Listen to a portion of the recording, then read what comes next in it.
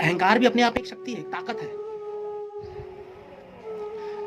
शिव का एक परम दुश्मन था जालंधर, जानते होगे। मैं उस जालंधर को कहता हूँ वो अहंकारी था, क्योंकि वो शिव का ही प्रतिरूप था। शिव के जैसी ही ताकत थी, उसमें संभावनाएं थी, सारी चीजें थी, वो सर्वाधिक शक्तिशाली था। पर वो वास्तव में शिव तो नहीं था, लेकिन फिर भी शिव की फोटोकॉपी कह सकते हो उसे। तो वही तुम्हारा अहंकार है।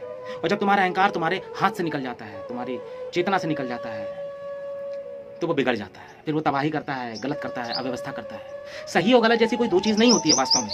जो अव्यवस्था होती है उसे हम गलत कहते हैं। पाप पुण्य जैसा कुछ नहीं होता। पाप का मतलब है कि पुण्य जो है कहीं से कट गया, टूट गया, बिखर गया, खंडित हो गया।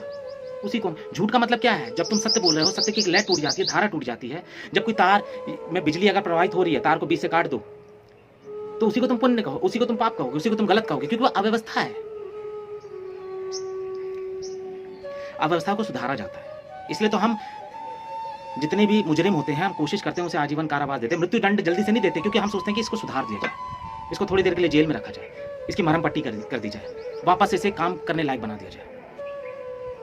तो जालंधर जो है वो बहुत शक्तिशाली था, बहुत पावरफुल था, बहुत ताकतवर था। उसके अंदर सारी संभावनाएं थी जो शिव में थी। वही संभावनाएं तुम्हारे मन में है, तुम्हारे बनाए हुए रोबोट्स में है। अब जो तुम एआई का जो टूल्स बना रहे हो, सिस्टम बना रहे हो, उसमें अपने आप को ही तो प्रतिबिंबित कर रहे हो। बस उसमें अहंकार नहीं है तुम्हारा, उसका एक अपना स्वयं का एक चेतना नहीं है, मन नहीं है बस।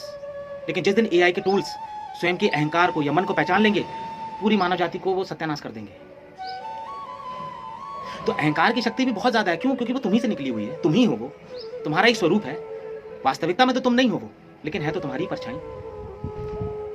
जब तुम आईने में अपने आप को देखते हो, तो आईने के प्रतिबिंब में जो अलग उधर दिखता है, वो भी तो वही क्या है? वो अहंकार ही तो है। वो तुम्हारा होना नहीं है, लेकिन तुम्हें लगता है कि हाँ वही सत्य है। तो शिव जो है हर रूपों में है, हर व्यवस्था में है। वो जंगल में भी है, पेड़ में भी है, पहाड़ में भी है, अच्छे में है, बुरे में है, राक्षसों में है, दैत्य में है, दानों में है। वो रोते भी हैं, बिलखते भी हैं, अहंकार भी उनके अंदर, चिढ़ भी है उनके अंदर। वो जहर भी पीते हैं, अमृत भी लेते हैं, वो सब कुछ करते हैं। तो वही पूरे प्रकृति के स्वरूप है। वही स्त्री भी है, वही पुरुष भी है, और दोनों से परे भी वही है। तभी तो हम पहले तो सिंबल बनाते हैं शिव का और पार्वती का, और दोनों को मिलाते हैं अर्धनारीश्वर। उसके बाद एक स्वरूप और बनाते हैं लिंग का।